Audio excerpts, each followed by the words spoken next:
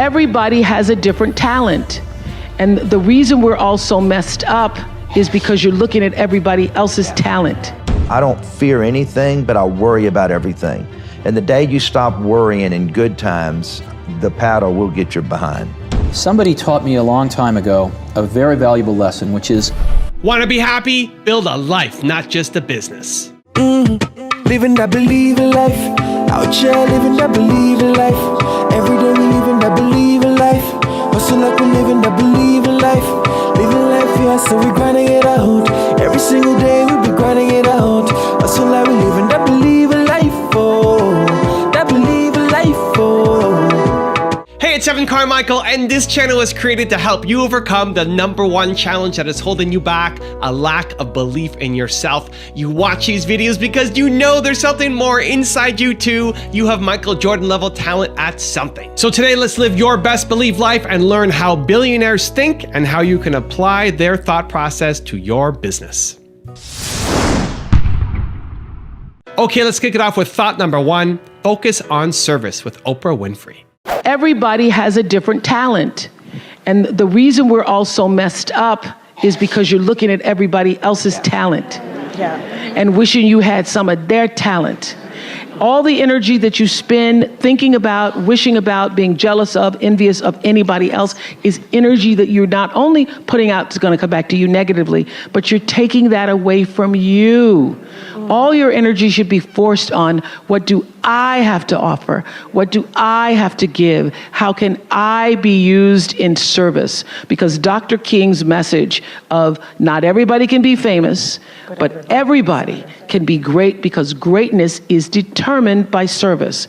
And there is not a job in here that you can do that you don't switch the paradigm to service and not make that job more fulfilling. I don't care what the job is. If you say, I'm a singer, I'm a dancer, I'm an artist, I'm a teacher, I'm a nurse, I'm a doctor, I'm a janitor, I'm a clerk, if you say, if I look at this from, how do I use this in service to something bigger than myself? Yes. It no longer becomes a job. It becomes an offering to the world. Thought #2, do the right things with Steve Jobs. somebody taught me a long time ago a very valuable lesson, which is if you do the right things on the top line, the bottom line will follow. And what they meant by that was, if you get the right strategy, if you have the right people, and if you have the right culture at your company, you'll do the right products, you'll do the right marketing, you'll do the right things logistically and in manufacturing and in distribution. And if you do all those things right, the bottom line will follow. Thought #3, change yourself with Jack Ma. When I started business, because it's so difficult to be a small business owner in China. It took me 5 months to borrow $500 and still failed. No chance. And it is, and I have no any idea about how to run a business. And when I go to register a company called Internet, the registering officer said, no, there's no such a word internet in the dictionary. How can you register an internet? So he said, you have to register another name. So I said, what's the name? He said, computer consulting firm. And I have no idea about what is computer. So my first company is Hansel Hope, computer consulting firm. It was tough, without knowing anything about technology, without knowing anything about computer. In the past 15 years, I've been working. I call myself like a blind man riding on the back of the blind tigers. Those experts riding horses, they all fell. We survived because we worry about the future. We believe the future. We change ourselves. We never complain the others. Also, if you want to have more self-love and confidence, check out my 254 series. They're free. The links to join are in the description below. They bought stolen property and they tried to extort you. I always did everything back-ass half-words. You know, I like to challenge myself. From day one, I never tried to hide that I was the girl in my apartment with the red backpack. Thought #4 is fear nothing with Tillman Fertitta. Tell people your concept of the paddle. Well, there's a paddle for everybody's ass. We all know that. And every day you just get up, and I don't fear anything, but I worry about everything. And the day you stop worrying in good times, the paddle will get your behind. And so as great as things are in life, I know you're only a few steps or a few incidents away from something bad happening. You can never forget it.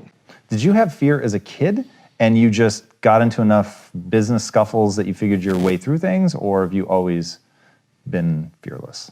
I'm pretty fearless, but I do worry about everything. But, you know, once again, you know, the book, and this is why Harper's asked me to write the book because of all my Tillmanisms, you got to know what you know and what you don't know.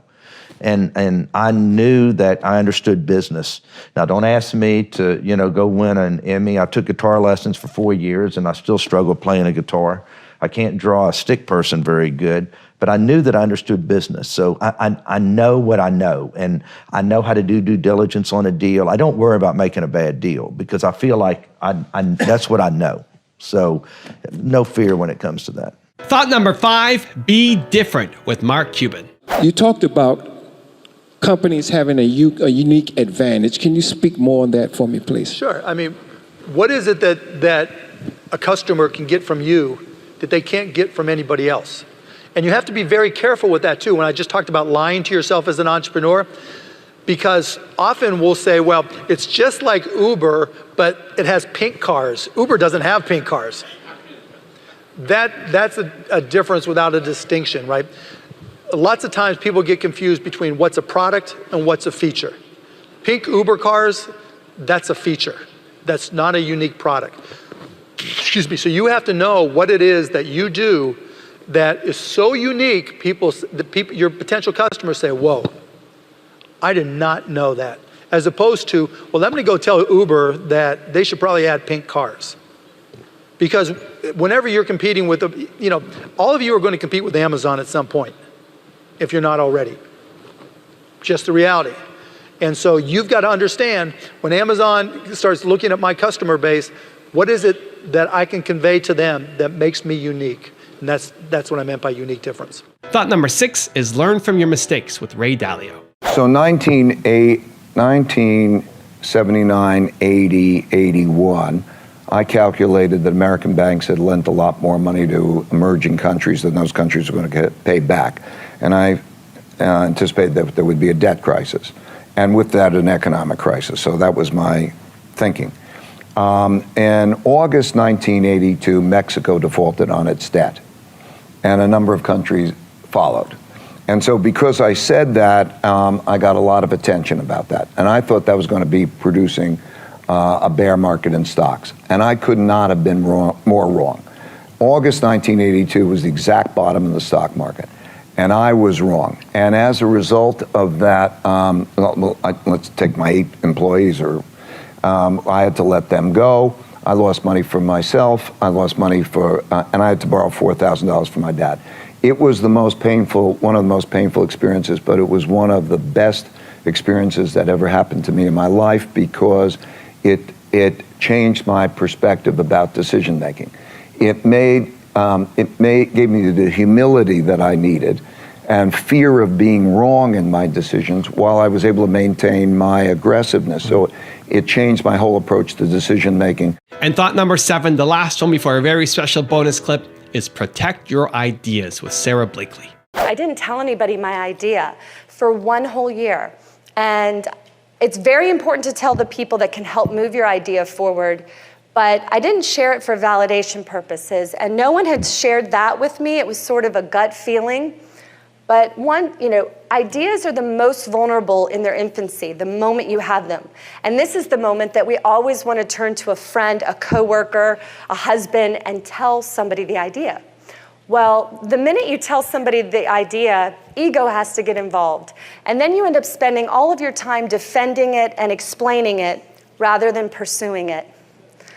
So I feel like more than anything, the reason why I'm not still selling fax machines is because I kept it a secret for 1 whole year. And all my friends and family can tell you, they would say is, Sarah's working on some crazy invention. We don't know what it is. And after 1 year, I sat them all down. I said, okay, guys, it's footless pantyhose. I mean, you should have seen their faces, like, what? And out of love and concern, I heard, if it's such a good idea, why hasn't somebody else done it? And sweetie, if it is such a good idea, you'd use your life savings and the big guys might knock you out of the water in 6 months. And until I'd invested this much of myself in this, I think if I had heard that a year ago when I cut the feet out of my pantyhose that day, I'd still be selling fax machines. Now I've got a special bonus clip from Warren Buffett on how to turn your failure into a plus that I think you're going to enjoy. But before that, it's time for the 3-point landing questions. Let's go from just watching a video to taking action. Here we go. Question number 1. How can you focus on service this week? Number 2, where do you need to change yourself? And number 3, how are you going to be different? And if you made it this far in the video, you're still watching and you commit to taking action after watching this video, I want to celebrate you. Give me a hashtag believe down the video as well. How do you turn failure into a plus? And it's true. When I was at the University of Nebraska, one day I was reading the Daily Nebraskan, and it said in room 300 or something, at 3 o'clock, there will be this panel of 3 professors here at the university, and they're going to award the Nathan Gold Scholarship. I don't know whether you still have that around? And at the time, it said it would give you $500 to go to the graduate school of your choice. I don't know whether it's changed in amount, but that was it. So I read this, and I went there to this room at 3 o'clock that day, or whatever it was, and I walked in the room, and there were the professors, and I was the only student that showed up. I mean, it really got to them. I mean, they were stuck. They kept waiting and looking at their watch and hoping there'd be more candidates, but no one came in. So I won $500 by default. And those are usually my biggest triumphs when nobody else shows up. And so here I was. I had $500 to go toward it wasn't limited as any graduate school for a master's degree. So I applied to Harvard. My dad wanted me to. And I shortly heard from Harvard, and they said, go to Chicago and meet this fellow who interviews applicants from the Midwest. So I got on the train, and that's what you did in those days, and I spent about 10 hours on the Burlington going to Chicago. Then I transferred to another little interurban train to go up to this country day school where this fellow was the headmaster, and he was the big interviewer for Harvard. And I got there, and after about 10 minutes, he said, better think about something else. He come back later on. I was 19 at the time, and I looked about 12, and I acted about 8. So it was not a great combination, So he said, forget it. So I took the little interurban train back to Chicago, and I took the 10-hour train back to Omaha, and all the time I'm thinking, what do I tell my parents? It's kind of embarrassing. But it was the luckiest thing that ever happened to me. Because if I'd gone to Harvard, I would have gone to a 2-year business school. I instead applied to Columbia, where I could graduate in 1 year and get a master's degree. Luckily, that by the accident of it and being in the Nebraska National Guard, which did not get called up for the Korean War, I missed going in the Korean War. I got to meet Ben Graham, which had an enormous effect on me subsequently. And I probably got my wife that way because she was going to Northwestern, and I was able to put on sort of a full court press because I got out in 1 year, and otherwise she'd have met some other guy. I mean, I got her before the competition showed up, and so it worked out wonderfully. It couldn't have worked out better, and that's been my life basically. I mean, things, you will get some disappointments, but the future is what counts. It'd be fun if I knew every decision I was going to make was going to be perfect. It would not be as much fun. It'd be like playing golf and knowing you're going to hit a hole-in-one on every hole. You wouldn't play golf if every time you got on a tee, you just took a swing and the ball ended up in the hole. It'd be fun for a few days. You get on TV, but the game would not be any fun. So it's failure, and I wouldn't even consider them failures, but they're mistakes or whatever you want to call them. They're part of the game, and in the end, you go on, and we've made plenty of mistakes in business. We'll make plenty more. And the Babe Ruth, and for a long time, it subsequently got eclipsed by a few fellows, but he held the record for strikeouts. So he held the record for home runs and was the highest paid baseball player until the the modern era came along. So it's part of the game. If you take big swings, you're going to miss sometimes.